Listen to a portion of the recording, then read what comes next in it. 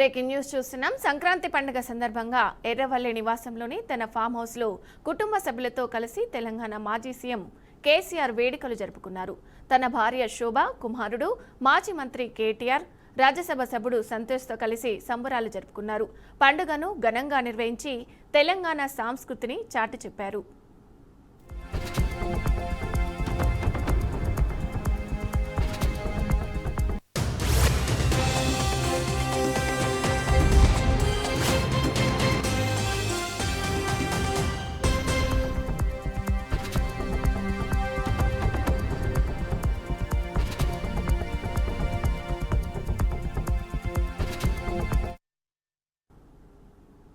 రాష్ట్రాన్ని నాలెడ్జ్ హబ్గా మార్చేందుకు చర్యలు తీసుకుంటున్నామని ముఖ్యమంత్రి చంద్రబాబు తెలిపారు.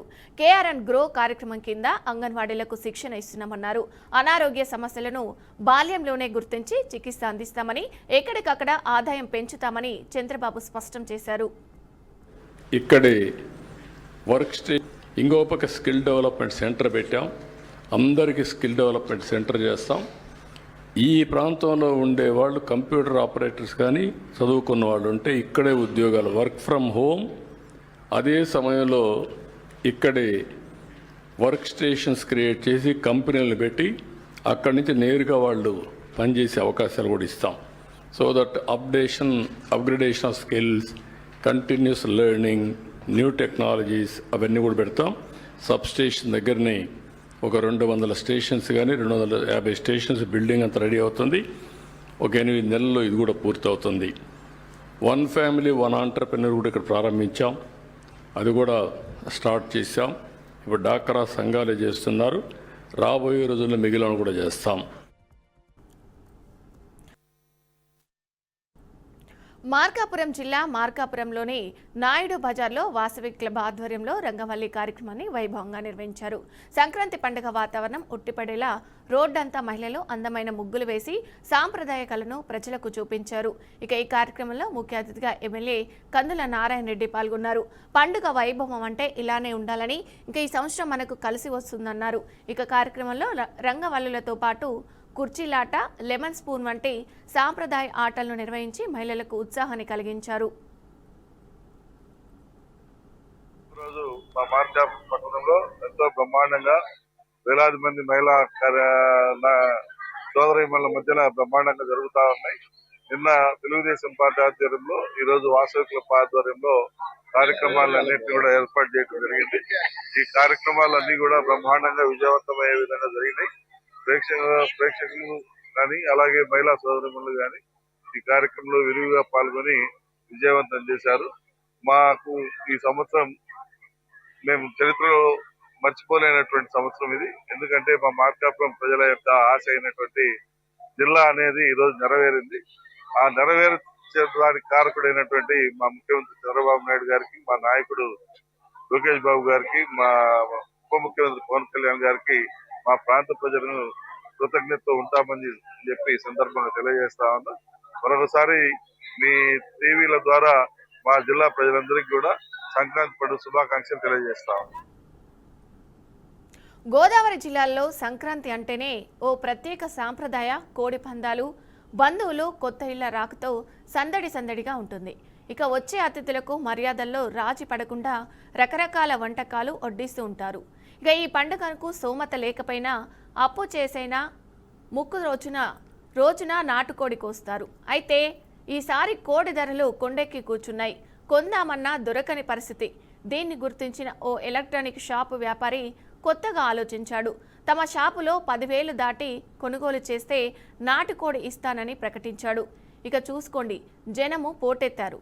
ప్రభుత్వ విప్ బొమ్మిడి నాయకర్ను ముఖ్య అతిథిగా పిలిచి ఆయన చేతుల మీదుగా కస్టమర్లకు నాటుకోళ్లను అందించాడు. డిఫరెంట్గా గోదావరిలో అంటే ఒక స్టైల్ అని చెప్పుకుంటూ ఉంటారు. మన యూట్యూబ్లో నాటులో చూస్తూ ఉంటాం. అదే కాకుండా ఇప్పుడు స్పెషల్ ఏంటి అంటే మన షాప్లో 10,000 దాటి కొనుగోలు చేసే ప్రతి కస్టమర్కి కూడా సంక్రాంతి సందర్భంగా కుక్కర్లో మిక్సీలు ఏవో ఇచ్చేవాళ్ళం. ఇప్పుడు అవి మానేసి కొత్తగా డిఫరెంట్ ఏదైనా ఇవ్వాలని నేను ఆలోచించి పండగకి ఏదైతే ఉపయోగపడుతుందో మనకి ఆ వస్తువు అనేది నేను డిసైడ్ చేశాను. అది ఏంటంటే నాటుకోడి అండి. 10,000 దాటి పర్చేస్ చేసే ప్రతి కస్టమర్కి కూడా నాటుకోడి అనేది మనం సొంతంగా గిఫ్ట్ ఇవ్వడం అయితే జరిగిందండి. అది మనం ఈరోజు ఒక 50 మందికి అయితే ఇచ్చామండి. అది 70 మందికి తీసుకొచ్చాం. 50 మంది అయితే ఇప్పుడు కస్టమర్లు వచ్చారు, వాళ్ళకి ఇచ్చేసాం. ఎమ్మెల్యే గారి చేతుల మీదుగా మనం అది. నంద్యాల జిల్లా ప్రాతకోటలో మాజీ ఎమ్మెల్యే బైరెడ్డి రాజశేఖర రెడ్డి చేతుల మీదుగా రాష్ట్ర స్థాయి బండాలాగుడు పోటీ జరిగింది. ఈ సందర్భంగా పడమర ప్రాతకోటలో క్రీడలతో పాటు రైతు సమస్యలపై బైరెడ్డి గలమెత్తారు. మొక్కజొన్నను ప్రభుత్వమే కొనుగోలు చేయాలంటూ డిమాండ్ చేశారు. దళారుల వల్ల రైతులు వ్యవసాయం మానేస్తున్నారని, ఎమ్మెల్యేలు సీఎం దృష్టికి రైతుల సమస్యలు తీసుకెళ్లాలని పిలుపునిచ్చారు. ఇక రైతులకు న్యాయం చేసే విధంగా కృషి చేస్తామని మాజీ ఎమ్మెల్యే బైరెడ్డి రాజశేఖర రెడ్డి తెలిపారు.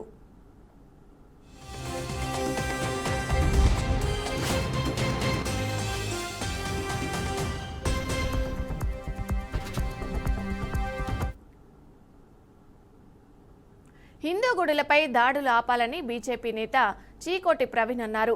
కాంగ్రెస్ పాలనలో హిందూ దేవాలయాలకు రక్షణ కరువైందని చీకోటి మండిపడ్డారు. దేవాలయాలపై దాడులు ప్రభుత్వ వైఫల్యమేనని, దీనిపై ప్రభుత్వం మౌనంగా ఎందుకు ఉంటుందని ప్రశ్నించారు. దేవాలయాలపై దాడులకు తగిన చర్యలు ఇప్పటివరకు తీసుకోలేదని, తక్షణమే తెలంగాణ డీజీపీ స్పందించాలి అని అన్నారు.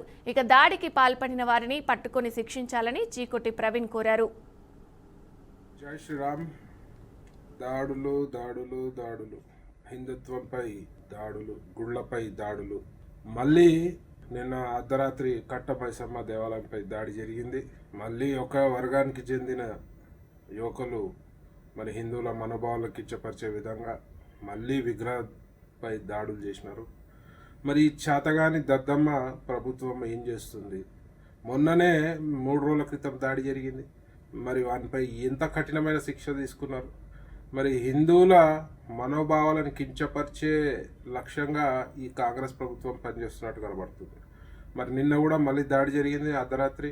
మరి హిందూ సోదరులందరూ కూడా సంఘటితమై మరి వాళ్ళని పట్టుకునే ప్రయత్నం చేసినారు.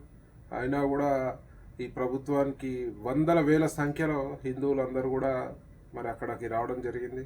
మరి అయినా కూడా ఈ ప్రభుత్వానికి చీమ కొట్టినట్టు కూడా లేదు. ముఖ్యంగా దేవాదాయ శాఖ మంత్రి కూడా మాట్లాడతలేరు.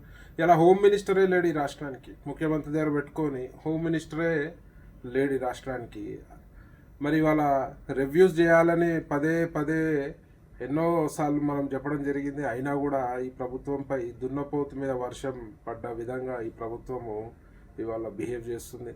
మరి తక్షణమే దీనిపై సీఎం రేవంత్ రెడ్డి గారు స్పందించాలి. మరి అందరూ కూడా ఐకమత్యంతో మెలగాలి. ఇట్లాంటి సంఘటనలు జరిగితే మాత్రం చూసూరుకోమని చెప్పి. హన్మకొండ జిల్లా భీమదేవరపల్లి మండలం కొత్తకొండ శ్రీ వీరభద్రస్వామి జాతరలో ఉద్రిక్తత చోటు చేసుకుంది. కూలైన్లో ఉన్న భక్తులకు పోలీసులకు మధ్య వాగ్వాదం చోటు చేసుకుంది. పరిస్థితి అదుపు తప్పడంతో పోలీసులు లాఠీచార్జ్ చేశారు. ఇక ఈ ఘటనలో పలువురు భక్తులకు గాయాలయ్యాయి. అలాగే పోలీసులతో వాగ్వాదానికి దిగిన భక్తులను ముల్కనూరు పోలీస్ స్టేషన్కు తరలించారు.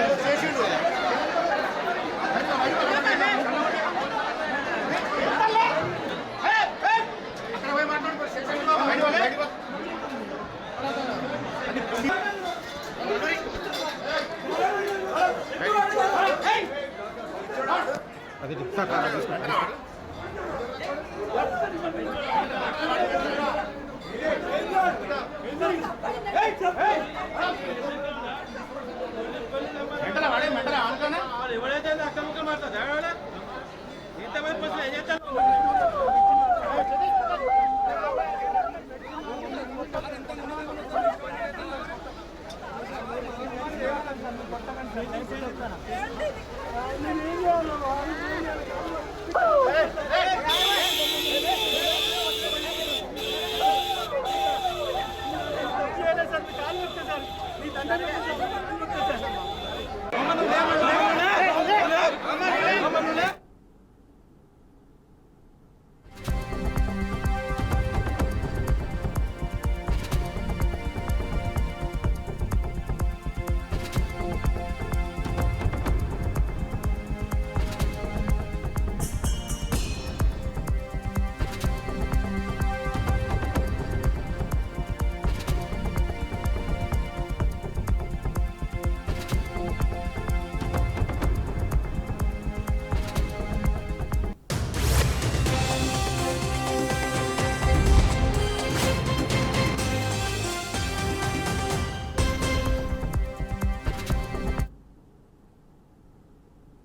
బ్రేకింగ్ న్యూస్ చూస్తున్నాం. ఆర్మీ ఉన్నతాధికారులతో తెలంగాణ ముఖ్యమంత్రి రేవంత్ రెడ్డి నిర్వహించిన కీలక సమావేశం ముగిసింది.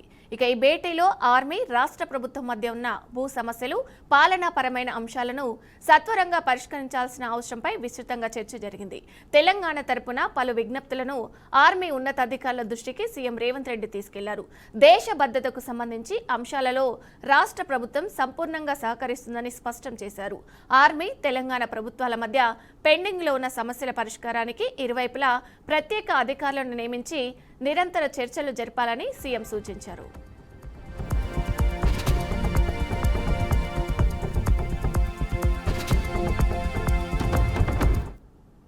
సదరన్ కమాండ్ సెంటర్ ప్రధాన కార్యాలయాన్ని హైదరాబాద్కు మార్చే అంశాన్ని పరిశీలించాలని ఈ సందర్భంగా సీఎం కోరారు. హైదరాబాద్ వ్యూహాత్మకంగా అనుకూల నగరమని, మౌలిక వసతులు కూడా అందుబాటులో ఉన్నాయని వివరించారు. ఇక అలాగే తెలంగాణలో సైనిక స్కూల్ ఏర్పాటు చేయాలని సీఎం రేవంత్ రెడ్డి ఆర్మీ అధికారులను కోరారు. దేశంలోని పలు రాష్ట్రాల్లో 2 నుంచి 4 సైనిక స్కూల్స్ మంజూరు చేసినప్పటికీ తెలంగాణకు గత 10 ఏళ్లుగా ఒక్క సైనిక స్కూల్ మంజూరు కాలేదని ఆవేదన వ్యక్తం చేశారు. ఇక ఈ సమావేశం ఆర్మీ, తెలంగాణ ప్రభుత్వం మధ్య సమన్వయం మరింత బలోపేతం చేసేందుకు కీలకంగా మారిందని అధికారులు అభిప్రాయపడుతున్నారు.